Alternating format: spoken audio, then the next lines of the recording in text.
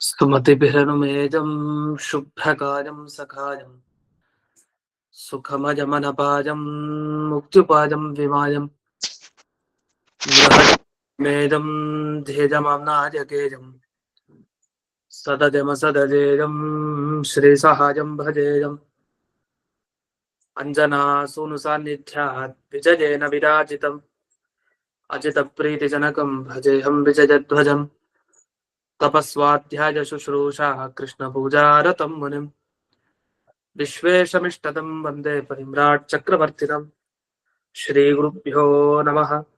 हरिः ओम्।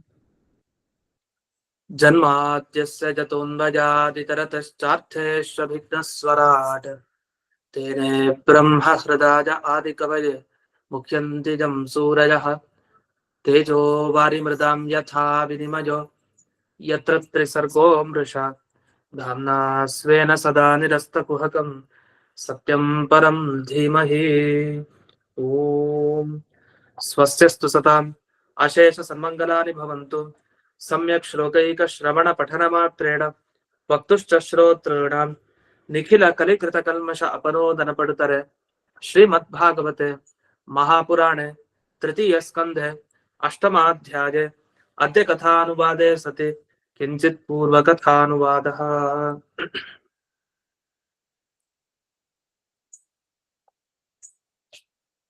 ಇಲ್ಲಿವರೆಗೆ ಮೂರನೇ ಶ್ಲೋಕದಲ್ಲಿ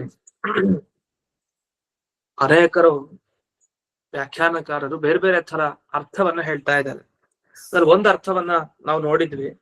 ಇನ್ ಕೆಲವರು ಏನ್ ಹೇಳ್ತಾರೆ ಅಂದ್ರೆ, ಭಗವಂತ ತಾನು ಚಿಕ್ಕ ಬಾಲಕನಂತೆ ಬೇರೆಯವ್ರ ಜೊತೆ ಸೃಷ್ಟಿಯಾದಿ ಕ್ರೀಡೆಯನ್ನು ಮಾಡ್ಬೇಕು. ಯಾಕಂದ್ರೆ ಆಟ ಅಂತಂದ್ರೆ ಒಬ್ರೇ ಅಲ್ಲ, ಇನ್ಯಾರು ಬೇಕಾಗತ್ತೆ. ಆದ್ರೆ ಇನ್ನೊಬ್ರು ಯಾರು ಕೂಡ ಇಲ್ಲ. ಯಾಕೆಂದ್ರೆ ದೇವರು ಯಾವಾಗಲೂ ಕೂಡ ಆತ್ಮಾರಾಮ ಅಂತ ಅನಿಸ್ಕೊಳ್ತಾನೆ.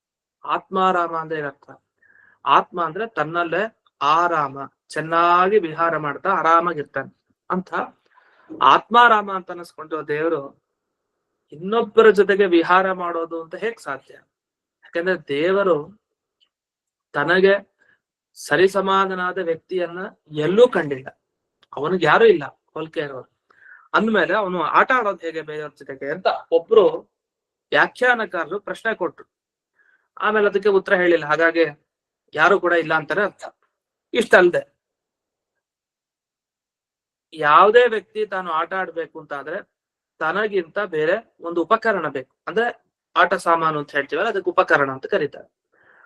ಆಟ ಆಡುವಂತ ವಸ್ತುಗಳು ಬೇಕು. ಆದ್ರೆ ದೇವರ ಹತ್ರ ಅಂತ ವಸ್ತು ಯಾವುದೂ ಇಲ್ಲ, ಅವನಿಗಿಂತ ಶ್ರೇಷ್ಠವಾದದ್ದು. ಹಾಗೆ ಅವನು ಆಟ ಆಡ್ಬೇಕು ಅಂದ್ರೆ ಅವನಿಗಿಂತ ಇನ್ನೊಬ್ಬ ಅವನ್ ಥರನೇ ಇರೋನಿರ್ಬೇಕು, ಅವನು ಇಲ್ಲ ಅಂತ ಈಗಾಗ್ಲೇ ತಿಳಿಸಾಯ್ತು. ಅದಕ್ಕೆ ನಮ್ಮ ಉತ್ತರ ಏನು?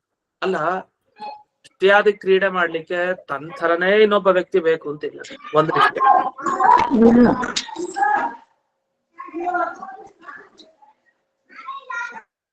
ತನ್ನ ಥರನೇ ಇನ್ನೊಬ್ಬ ವ್ಯಕ್ತಿ ಬೇಕಾಗಿಲ್ಲ. ಅಷ್ಟೇ ಅಲ್ದೇನೆ ಯಾವುದೇ ಒಂದು ಕ್ರೀಡಾ ಸಾಧನನೂ ಬೇಡ ಆಟ ಆಡ್ಲಿಕ್ಕೆ. ಯಾವುದೇ ಅದಕ್ಕೆ ಪದಾರ್ಥಗಳು ಅವನಿಗೆ ಬೇಕಾಗಿಲ್ಲ. ಈ ರೀತಿ ಇದಕ್ಕೋಸ್ಕರ ಅಂದ್ರೆ ದೇವರ ತರ ಒಬ್ಬ ಸ್ವತಂತ್ರ ವ್ಯಕ್ತಿ ಬೇಕು, ಹಾಗಾಗಿ ಅವನ ಜೊತೆ ಕ್ರೀಡೆ ಆಡ್ತಾನೆ, ಆದ್ರೆ ಆಡ್ಲಿಕ್ಕೆ ಸಾಧ್ಯ ಇಲ್ಲ ಅಂತೆಲ್ಲ ಆಕ್ಷೇಪಗಳನ್ನ ಮಾಡ್ಬೇಡಿ. ಅದಕ್ಕೆ ಆಚಾರ್ಯರು ಹೇಳ್ತಾರೆ, ಕ್ರೀಡಾಯ ಮುತ. ವಸ್ತುತಃ ನೀವು ವಿವರಣೆ ಮಾಡಿದ್ದು ಸರಿನೇ ಇಲ್ಲ. ಯಾಕೆ ಭಾಗವತದ ವಾಕ್ಯ ಹಾಗಿಲ್ವೇ ಇಲ್ಲ. ಆ ತರ ಇದ್ರೆ ಈ ತರ ಎಲ್ಲ ನಿಮ್ಗೆ ವಿವರಣೆ ಮಾಡ್ಲಿಕ್ಕೆ ಒಂದು ಅವಕಾಶನಾದ್ರೂ ಸಿಗ್ತಾ ಇತ್ತು. ಭಾಗವತದ ಮಾತೇನಿದೆ? ಕ್ರೀಡಾಯ ಮುತ್ ಯಥೋರ್ ಹಸ್ಯ, ಅಷ್ಟೇ ಇರೋದು. ಅಂದ್ರೆ ಕ್ರೀಡೆಯಿಂದ ಆಗುವ ಸಂತೋಷ ಯಾರಿಗೆ? ಅರ್ಹಸ್ಯ. ಯಾವುದೇ ವ್ಯಕ್ತಿ ಅರ್ಹನಾಗಿದ್ರೆ ಆ ವಿಷಯದಲ್ಲಿ ಅವನಿಗೆ ಅದರಿಂದ ಸಿಗತ್ತೆ. ಈಗ ಶಾಸ್ತ್ರ ಪಾಠ ಕೇಳ್ಬೇಕು ಅಂದ್ರೆ ಒಂದು ಅರ್ಹತೆ ಬೇಕು. ಅರ್ಹತೆ ಇದ್ದವನಿಗೆ ಅದರಿಂದ ಆನಂದ ಸಿಗತ್ತೆ. ಈಗ ಯೋಗ್ಯತೆನೇ ಇಲ್ಲ ಅಂಥವನು ಶಾಸ್ತ್ರ ಪಾಠವನ್ನು ಎಷ್ಟು ಸರಿ ಕೇಳಿದ್ರು ಅವನಿಗೆ ಆನಂದ ಆಗೋದಿಲ್ಲ. ಹಾಗಾಗಿ ಆನಂದ ಆಗಬೇಕು ಅಂತ ಆದ್ರೆ ಯಾವ ವಿಷಯದಲ್ಲಾದ್ರೂ ಆಗ್ಬೋದು, ಬೇರೆ ಬೇರೆ ವಿಷಯದಲ್ಲಿ ಎಲ್ಲಾ ಕಡೆ ಆನಂದ ಸಿಗಬೇಕು ಅಂದ್ರೆ ಯೋಗ್ಯತೆ ಬಹಳ ಮುಖ್ಯ. ಅದರಿಂದ ಇಲ್ಲಿ ಭಗವಂತ ತಾನು ಕ್ರೀಡೆ ಆಡ್ಬೇಕು ಅಂದ್ರೆ ಅವನಿಗೊಂದು ಯೋಗ್ಯತೆ ಬೇಕು. ಆದ್ರೆ ಭಗವಂತನಿಗೆ ಯೋಗ್ಯತೆ ಇಲ್ಲ. ಒಳ್ಳೆ ಕಥೆ ಆಯ್ತಲ್ಲ. ದೇವರಿಗೆ ಯೋಗ್ಯತೆ ಇಲ್ಲ ಅಂತಂದ್ರೆ ಏನರ್ಥ? ಅದಕ್ಕೆ ಹೇಳ್ತಾರೆ, ದೇವರಿಗೆ ಯೋಗ್ಯತೆ ಇಲ್ಲ ಅಂದ್ರೆ ಅಭಿಪ್ರಾಯ, ನರಕಕ್ಕೆ ಹೋಗ್ಲಿಕ್ಕೆ ದೇವರಿಗೆ ಯೋಗ್ಯತೆ ಇದೆಯಾ? ಇಲ್ಲ. ಯಾಕೆ ನರಕದಲ್ಲಿ ಶಿಕ್ಷೆ ಯಾಕೆ ಅನುಭವಿಸ್ಬೇಕು ದೇವರು? ಸರಿ. ಅಂಧನ್ ತಮಸ್ಸಲ್ಲಿ ಶಿಕ್ಷೆ ಆಗುವಂತಹ ಯೋಗ್ಯತೆಯನ್ನು ದೇವರು ಪಡೆದಿದಾನ? ಇಲ್ಲ. ಖಂಡಿತ ಅಂತಹ ಯೋಗ್ಯತೆ ದೇವರಲ್ಲಿ ಇಲ್ಲ. ಅದು ಗುಣ, ಅದು ದೋಷ ಅಲ್ಲ. ಹಾಗಾಗಿ ದೇವರಲ್ಲಿ ಯೋಗ್ಯತೆ ಇಲ್ಲ ಅಂದ ಕೂಡ ಯಾವ ವಿಷಯದಲ್ಲಿ ಅಂತ ಕೇಳ್ಬೇಕು, ಅದು ಮುಖ್ಯ. ಈಗ ಕ್ರೀಡೆಯನ್ನು ಆಡ್ಲಿಕ್ಕೆ ಅವನಿಗೆ ಯೋಗ್ಯತೆ ಇಲ್ಲ. ಯಾಕೆ? ಅವನು ಪೂರ್ಣ ಸುಖ ಅಂದ್ರೆ ಪೂರ್ತಿ ಆನಂದವನ್ನ ಪಡೆದಿರೋನು. ಅವನ್ ಯಾಕೆ ಈ ಸೃಷ್ಟಿಯಾದಿ ಕ್ರೀಡೆಯನ್ನು ಮಾಡ್ತಾ ಸ್ವಲ್ಪ ಸುಖವನ್ನ ಪಡಿಬೇಕು? ಏನು ಬೇಕಾಗಿಲ್ಲ. ಇದನ್ನ ಇಲ್ಲಿ ಬಿಡಿಸಿದ್ದಾರೆ. ಇಲ್ಲಿ ಬಿಡಿಸ್ಕೊಳ್ಬೇಕಾಗಿದ್ದೇನು? ಕ್ರೀಡಾಯಾಹ ಮುತ್ತ ಅಂತ ಬಿಡಿಸ್ಕೊಳ್ಬೇಕು. ಮುತ್ತ ಅಂದ್ರೆ ಮೋದ, ಸಂತೋಷ ಅಂತ ಅರ್ಥ. ಇದಾದ್ಮೇಲೆ ಮುಂದಿನ ಪ್ರಶ್ನೆ ವಿದುರರಿಗೆ ಒಂದ್ ಬಂದಿದೆ. ಏನ್ ಪ್ರಶ್ನೆ ಅಂದ್ರೆ, ಅಲ್ಲ ಭಗವಂತ ಸೃಷ್ಟಿಯಾದಿ ಕ್ರೀಡೆಯನ್ ಮಾಡ್ತಾನೆ ಅಂದ್ರೆ ಸರಿ, ಅವಾಗ ಅವ್ನ್ ಯಾಕೆ ಮಾಡ್ಬೇಕು, ಯಾರ್ ಜೊತೆಗ್ ಮಾಡ್ಬೇಕು, ಏನು ಎತ್ತ ಪ್ರಶ್ನೆಗಳು ಬರ್ಲಿಕ್ಕೆ ಅವಕಾಶ. ಆದ್ರೆ ದೇವರಲ್ಲಿ ಯಾವುದೇ ಗುಣಗಳೇ ಇಲ್ಲ ಅಂತ ಹೇಳೋ ವೇದವಾಕ್ಯ ಇದ್ದ ಹಾಗೆ ದೇವರಲ್ಲಿ ಯಾವುದೇ ಕ್ರಿಯೆಗಳು ಇಲ್ಲ. ಕ್ರಿಯೆ ಅಂದ್ರೆ ಅವನು ಸೃಷ್ಟಿ ಮಾಡೋದಾಗ್ಲಿ, ತಿನ್ನೋದಾಗ್ಲಿ, ಮಲ್ಗೋದಾಗ್ಲಿ ಯಾವ ಕ್ರಿಯೆನೂ ಇಲ್ವಂತೆ. ಯಾಕೆಂದ್ರೆ ಒಂದು ವೇದವಾಕ್ಯ ಇದೆ. ಏನಂತ ಇಲ್ಲಿ ಉದಾಹರಣೆ ಕೊಟ್ಟಿದ್ದಾರೆ. ಶ್ವೇತಾಶ್ವತರ ಉಪನಿಷತ್ ಅಂತ ಇದೆ. ಆ ಉಪನಿಷತ್ತಿನಲ್ಲಿ ಬಂದ ಮಾತು, ನಿಷ್ಕಲಂ ನಿಷ್ಕ್ರಿಯಂ ಶಾಂತಂ ನಿರವದ್ಯಂ ನಿರಂಜನಂ. ನಿಷ್ಕ್ರಿಯಂ ಅಂತ ಹೇಳಿದ, ಅವನಲ್ಲಿ ಯಾವ್ದೇ ಕೆಲಸ ಇಲ್ಲ, ಅವನೇನು ಮಾಡಲ್ಲ ಕೆಲಸ, ಭಗವಂತ ಸುಮ್ಮನೆ ಇರ್ತಾನೆ. ಅಂಥ ನಿಷ್ಕ್ರಿಯನಾದ ದೇವರಲ್ಲಿ ಸೃಷ್ಟಿಯಾದಿ ಕ್ರೀಡೆಯನ್ನು ತಗೊಂಡ್ಬರೋದು ಅಂದ್ರೆ ಇದು ದುಸ್ಸಾಹಸ, ಸಾಧ್ಯ ಇಲ್ಲ. ಇನ್ನು ಅಧ್ಯಾತ್ಮ ಉಪನಿಷತ್ ಅಂತಿದೆ, ಅಲ್ಲೂ ಬಂದಿದೆ, ಅದನ್ನಲ್ಲೇ ಕೊಟ್ಟಿದ್ದಾರೆ PDF ನಲ್ಲಿ. ನಿರ್ಗುಣಂ ನಿಷ್ಕ್ರಿಯಂ ಸೂಕ್ಷ್ಮಂ ನಿರ್ವಿಕಲ್ಪಂ ನಿರಂಜನಂ ಅನಿರೂಪ್ಯ ಸ್ವರೂಪಂ ಯನ್ ಮನೋವಾಚಾಮ ಗೋಚರಂ. ನಿಮಗೆ ಮನಸ್ಸಿಗೂ ನಿಲ್ಕಲ್ಲ, ಮಾತಿಗೂ ನಿಲ್ಕಲ್ಲ ಆ ದೇವರು ಹೇಗಿದ್ದಾನೆ ಅಂದ್ರೆ ಅನಿರೂಪ್ಯ. ದೇವ್ರು ಹೇಗಿದ್ದಾನೆ ಹೇಳಲಿಕ್ ಬರಲ್ಲ ಅಷ್ಟೇ, ಅದ್ ನಿಮ್ಗೆ ಅನುಭವಕ್ಕೆ ಬರತ್ತಷ್ಟೇ, ಹೇಳಲಿಕ್ ಬರಲ್ಲ. ನಿಷ್ಕ್ರಿಯ, ಅವನಲ್ಲಿ ಯಾವುದೇ ಕ್ರಿಯೆಗಳು ಇಲ್ಲ. ಮತ್ತೆ ಸೃಷ್ಟಿ ಕ್ರಿಯೆ ಹೇಗ್ ಬಂತು ದೇವರಲ್ಲಿ? ಅದು ಬರ್ಬಾರ್ದಲ್ವಾ? ಯಾವಾಗ ಸೃಷ್ಟಿ ಕ್ರಿಯೆನೇ ಇಲ್ಲ, ಮತ್ ಇದೆ ಅಂತ ಹೇಳ್ತಾರಲ್ಲ, ಹಾಗಾದ್ರೆ ಅದೆಲ್ಲ ಭ್ರಾಂತಿ ಕಲ್ಪಿತ, ಅದೆಲ್ಲ ನಿಮ್ಮ ಭ್ರಮೆ ಅಂತ ಅರ್ಥ. ಭಗವಂತ ಸೃಷ್ಟಿನೂ ಮಾಡಲ್ಲ, ಕಾಪಾಡೋದು ಇಲ್ಲ, ಸಂಹಾರನೂ ಮಾಡಲ್ಲ. ಯಾಕೆ? ಯಾವುದೇ ಕ್ರಿಯೆಗಳು ಕೂಡ ಅವನಲ್ಲಿಲ್ಲ ಅಂತ ವೇದವಾಕ್ಯನೇ ಸಾಕ್ಷಾತ್ ಹೇಳ್ತಾ ಇದೆಯಲ್ವಾ ಅಂತ ಪ್ರಶ್ನೆ ಮಾಡಿಕೊಂಡು ಅದಕ್ಕೆ ಉತ್ತರ ಕೊಡ್ಲಿಕ್ಕೆ 4ನೇ ಶ್ಲೋಕ ಹೊರಟಿದೆ. ಅಸ್ರಾಕ್ಷೀತ್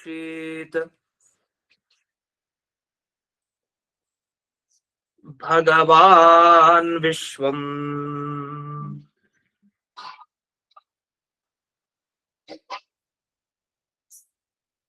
ಗುಣಮಯ್ಯಾ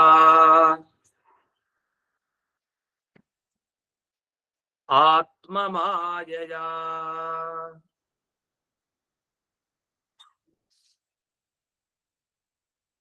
ತಥಾ ಸಂಸ್ಥಾ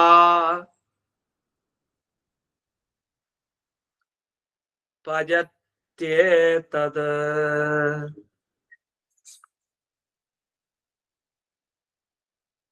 ಭೂಯಃ ಪ್ರತ್ಯಭಿಧಾಸ್ಯತೆ.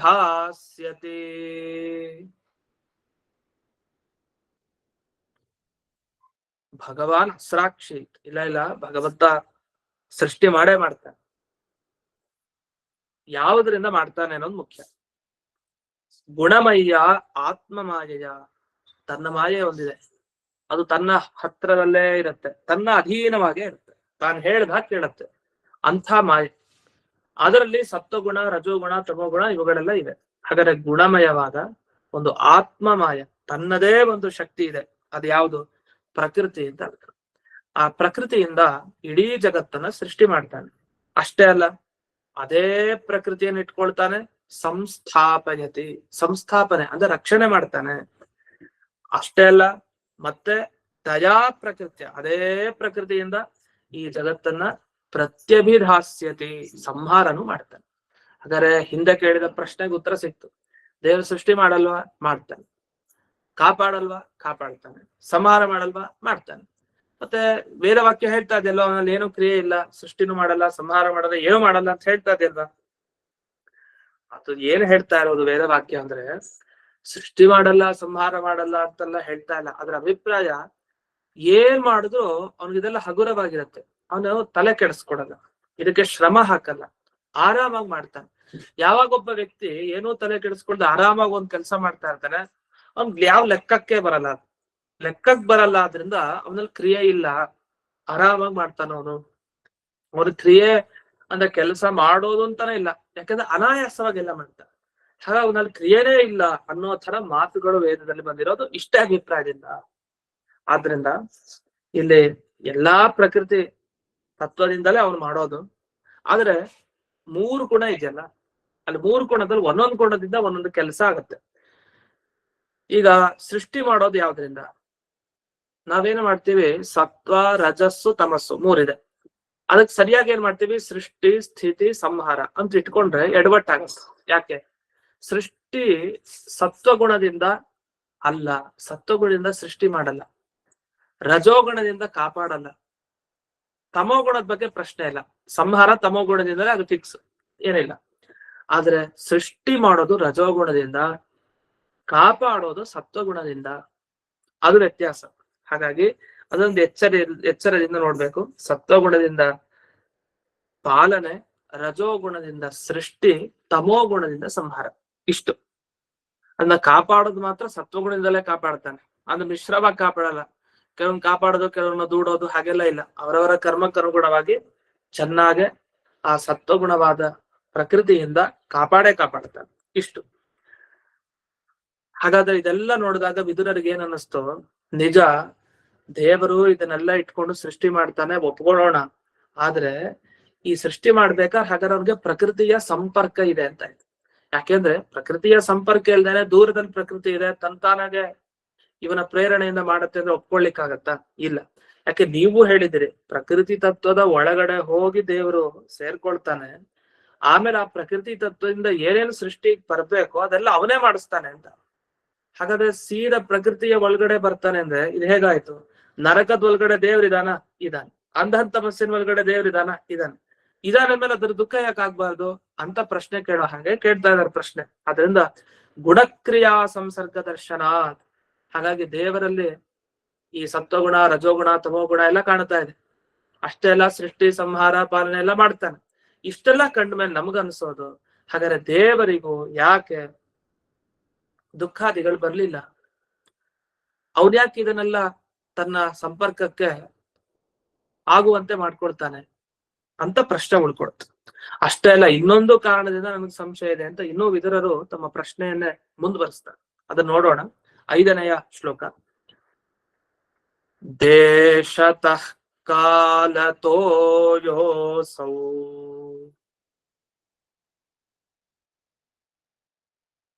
ಅವಸ್ಥಾತಸ್ವತೋನ್ಯತಃ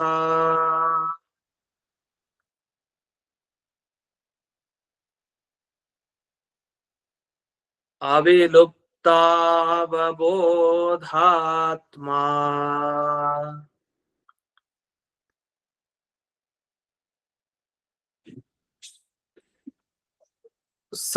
ಸಯುಜ್ಯೇತಾ ಜಯಾ ಕಥಂ.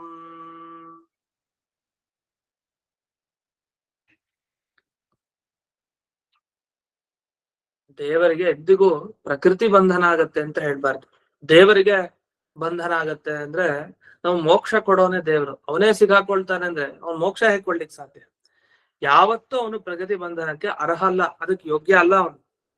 ಯಾಕೆ ಅಂದ್ರೆ ಯಾವಾಗಲೂ ಪ್ರಕೃತಿ ಬಂಧನಕ್ಕೆ ವಿರೋಧಿಯಾದ ತನ್ನ ಜ್ಞಾನ ತನಗ್ ಚೆನ್ನಾಗಿದೆ.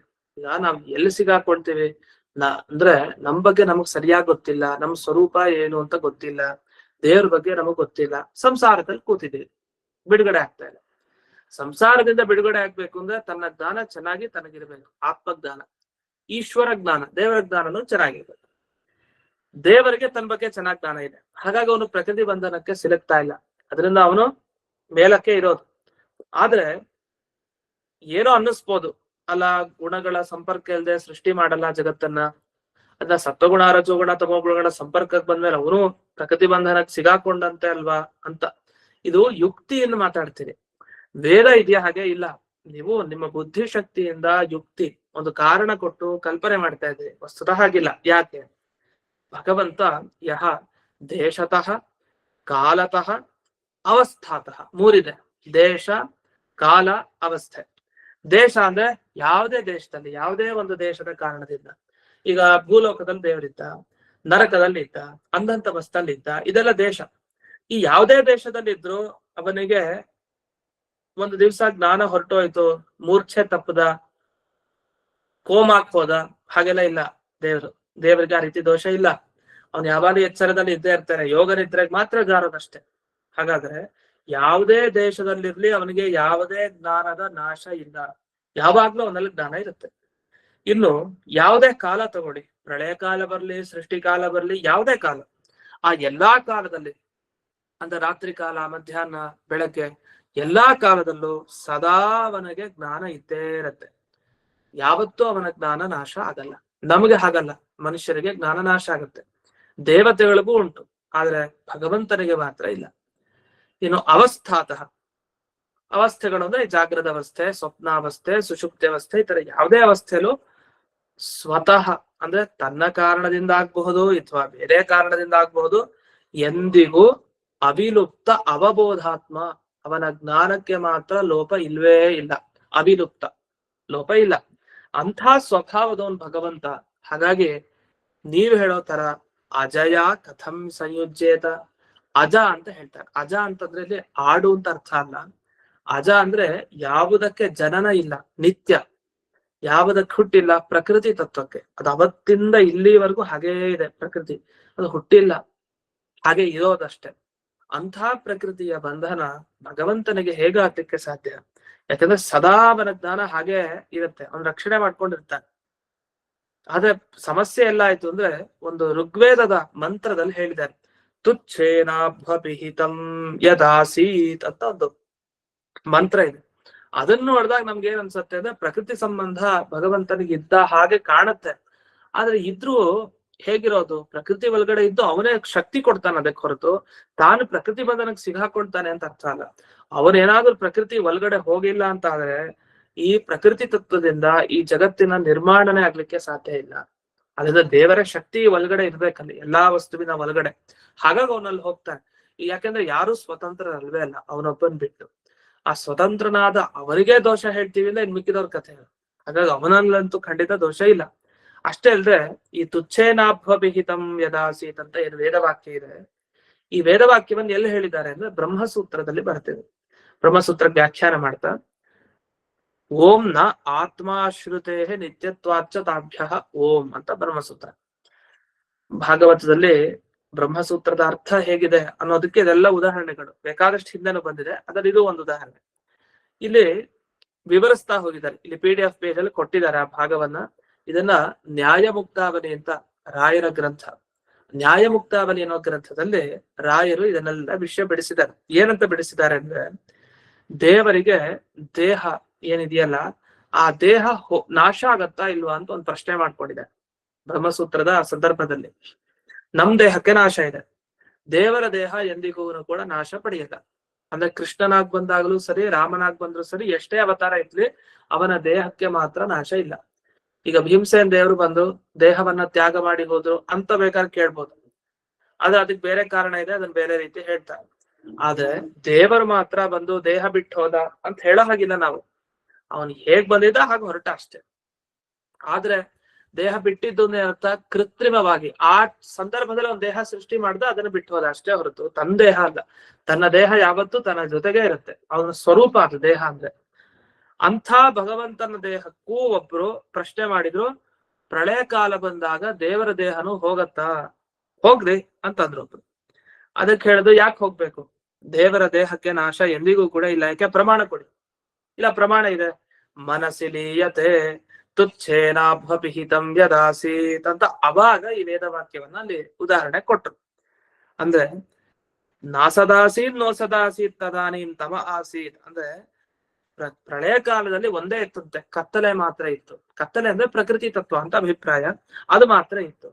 ಮತ್ತೆ ಬ್ರಹ್ಮನ ಕಥೆ ಏನು? ಬ್ರಹ್ಮ ಆ ತಮಸ್ಸಿನಿಂದ ಅಪಿಹಿತಂ ಅಂದ್ರೆ ಮುಚ್ಚಿ ಹೋಗ್ಬಿಟ್ಟಿದ್ದಾನೆ ದೇವರು. ಎಲ್ಲಿ ಮುಚ್ಚಿ ಹೋಗಿದ್ದಾನೆ ದೇವರು? ಮುಚ್ಚಿ ಹೋಗಿದ್ರೆ ದೇವರು ಮತ್ತೆ ಸೃಷ್ಟಿ ಮಾಡೋರು ಯಾರು? ಮುಂದಕ್ಕೆ ಯಾರು ಸೃಷ್ಟಿ ಮಾಡ್ತಾ ಇರ್ಲಿಲ್ಲ. ಅದನ್ನ ಮುಂದೆ ಪೈಂಗಿ ಶ್ರುತಿ ಅಂತ ಒಂದು ಇದೆ, ಅದನ್ನು ಉದಾಹರಿಸ್ತಾರಲ್ಲಿ. ತಮಸಿ ನಿಲೀನಃ ಪ್ರಕೃತಿಂ ಪುರುಷಂ ಕಾಲಂ ಚ ಅನುಪಶ್ಯತಿ ನೈನಂ ಪಶ್ಯತಿ ಕಶ್ಚನ. ಅಂದ್ರೆ ಏನೇ ಪ್ರಕೃತಿ ತತ್ವದಲ್ಲಿ ಲೀನ ಆಗಿರತ್ತಲ್ಲ ಅದನ್ನೆಲ್ಲ ನೋಡ್ತಾನೆ ದೇವ್ರು. ಆದ್ರೆ ದೇವರನ್ನ ಯಾರು ನೋಡೋರಿರಲ್ಲ. ಅಂತ ಸಾಮರ್ಥ್ಯ ದೇವರಿಗೆ. ಅಷ್ಟೇ ಅಲ್ಲ, ನಿತ್ಯೋ ನಿತ್ಯಾನಂ, ಯಾವಾಗ್ಲೂ ನಿತ್ಯ ವಸ್ತುಗಳಿಗೂ ನಿತ್ಯ ಅಂತ ಅಂದ್ರೆ ಸದಾ ಇರುವಂತ ದೇವರು.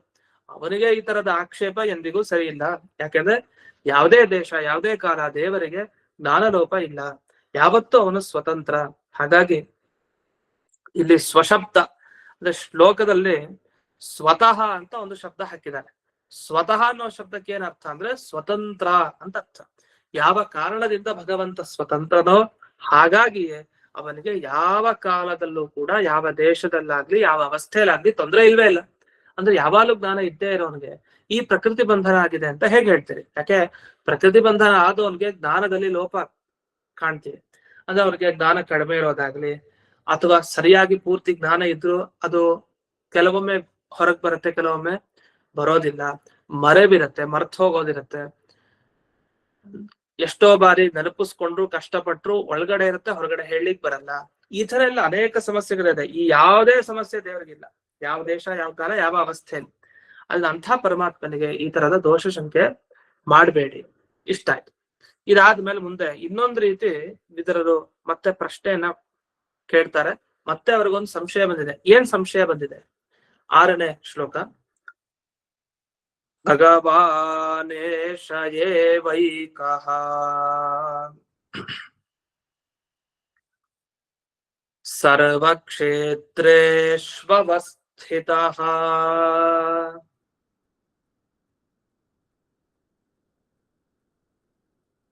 ಅಮುಷ್ಯ ದುರ್ಭಗತ್ವಂ ವಾ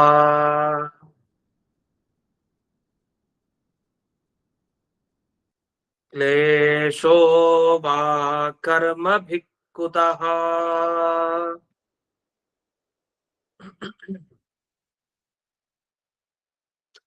ಇದರರ್ಥ ಭಗವಂತ ಯಾವಾಗ್ಲೂ ಭಗವಂತನೇ. ಅಂದ್ರೆ ಯಾವಾಗಲೂ ಐಶ್ವರ್ಯ, ವೀರ್ಯ, ಯಶಸ್ಸು ಎಲ್ಲ ಇರೋನು. ಇಂಥ ಭಗವಂತ ಎಲ್ಲಾ ದೇಹಗಳಲ್ಲೂ ತಾನು ಒಂದೇ ತರ ಇರ್ತಾನೆ, ಯಾವುದೇ ವ್ಯತ್ಯಾಸ ಇಲ್ಲ. ಇದನ್ನ ನ್ಯಾಯ ಸುಧಾ ಪಾಠದಲ್ಲೂ ನೋಡಿದೀವಿ.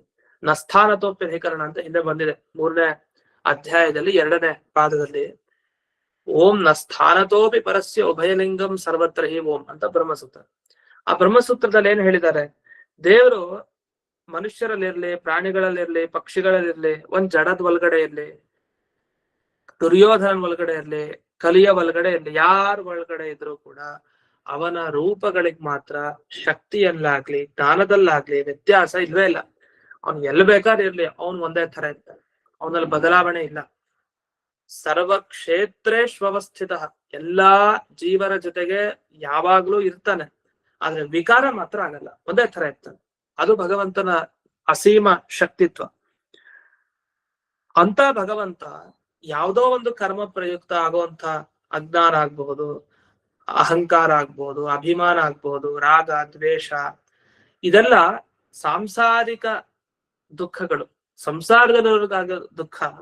ಇಂಥ ದುಃಖ ಭಗವಂತನಿಗೆ ಹೇಗ್ ಬರ್ಲಿಕ್ಕೆ ಸಾಧ್ಯ? ಮತ್ತೆ ಅವನು ದರಿದ್ರನಾಗದೆ ಹೇಗ್ಲಿಕ್ಕೆ ಸಾಧ್ಯ? ದರಿದ್ರನ ಅಂದ್ರೆ ಕೆಟ್ಟ ಶಬ್ದ ಅಲ್ಲ. ಸಂಸ್ಕೃತದಲ್ಲಿ ದರಿದ್ರ ಅನ್ನೋ ಶಬ್ದ ತುಂಬಾ ಸಾಮಾನ್ಯವಾದ ಶಬ್ದ ಬಳಸೋದು. ದರಿದ್ರ ಅನ್ನೋ ಶಬ್ದಕ್ಕೆ ಏನರ್ಥ? ದುಡ್ಡು ಇಲ್ದೇ ಇರೋನಿಗೆ ದರಿದ್ರ ಅಂತ ಕರೀತಾರೆ, ಬಡವನಿಗೆ ದರಿದ್ರ ಅಂತ ಕರೀತಾರೆ, ಐಶ್ವರ್ಯ ಇಲ್ದೇ ಇರೋನಿಗೆ. ಅದನ್ನ ಇಲ್ಲಿ ದುರ್ಭಗ ಅಂತ ಕರೀತಾರೆ. ಭಗ ಅಂದ್ರೆ ಐಶ್ವರ್ಯ. ಅವನು ಭಗವಾನ್ ಅಂದ್ರೆ ಯಾವಾಗಲೂ ಐಶ್ವರ್ಯ ಇರೋನು, ಒಡೆಯ, ಯಾವಾಗ್ಲೂ ಅಧಿಕಾರದಲ್ಲಿ ಇರ್ತಾನೆ. ದುರ್ಭಗ ಅಂದ್ರೆ ಭಗ ಇಲ್ಲ, ಐಶ್ವರ್ಯ ಇಲ್ಲ, ಅಂದ್ರೆ ದಾರಿದ್ರ್ಯ ಇದೆ ಅಂತ ಅಭಿಪ್ರಾಯ. ಆದ್ರೆ ದೇವರಿಗೆ ದಾರಿದ್ರ್ಯನ, ಎಲ್ಲರ ದಾರಿದ್ರ್ಯ ಕಳೆಯುವಂತಹ ದೇವರಿಗೆ ಇಂಥ ಶಂಕೆ ಹೇಗ್ ಮಾಡ್ಲಿಕ್ಕೆ ಸಾಧ್ಯ? ಇದು ತಪ್ಪು, ಅದ್ ಮಾಡೋ ಹಾಗಿಲ್ಲ. ಅಂದಮೇಲೆ ಭಗವಂತನಾದ್ರಿಂದಲೇ ಅವನ ಬಗ್ಗೆ ಇದು ಯಾವುದೇ ಪ್ರಶ್ನೆ ಮಾಡ್ಬೇಡಿ ನೀವು ಅಂತ ವಿದುರರು ತಾವು ಪ್ರಶ್ನೆ ಕೇಳ್ತಾ ಮಧ್ಯೆ ಮಧ್ಯೆ ಅವರೇ ಉತ್ತರ ಕೊಡ್ತಾರೆ. ಆದ್ರೆ ಕೊನೆಗೆ ಇಲ್ಲ, ನನಗೆ ಇದೊಂದು ಮನಸ್ಸಿಗೆ ಯಾಕೋ ಇನ್ನೂ ಅರ್ಥ ಆಗ್ತಾ ಇಲ್ಲ, ಇನ್ನೂ ಪ್ರಶ್ನೆ ಇದೆ ಅಂತ ಸ್ಪಷ್ಟಪಡಿಸ್ತಾರೆ. ಇನ್ನೂ ಈ ಶ್ಲೋಕದಲ್ಲಿ ಕೆಲವು ವಿಷಯಗಳಿದೆ, ಅದನ್ನ ನಾಳೆ ದಿವಸ ನೋಡೋಣ ಅಂತ ಹೇಳ್ತಾ ಇಂದಿನ ಪಾಠವನ್ನ ಗುರುವಂತರ್ಗತ ವ್ಯಾಸತೀರ್ಥ ಗುರುವಂತರ್ಗತ ಭಾರತೀಯ ರಮಣ ಮುಖ್ಯ ಪ್ರಾಣಾಂತರ್ಗತ ಶ್ರೀಮನ್ಮೂಲ ಗೋಪಾಲಕೃಷ್ಣನಿಗೆ ಅರ್ಪಣೆ.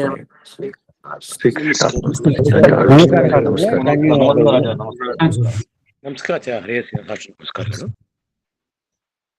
ನಮಸ್ಕಾರ ಗುರುಗಳೇ. ನಮಸ್ಕಾರ ಗುರುಗಳೇ. ನಮಸ್ಕಾರ ಆಚಾರ್ಯ.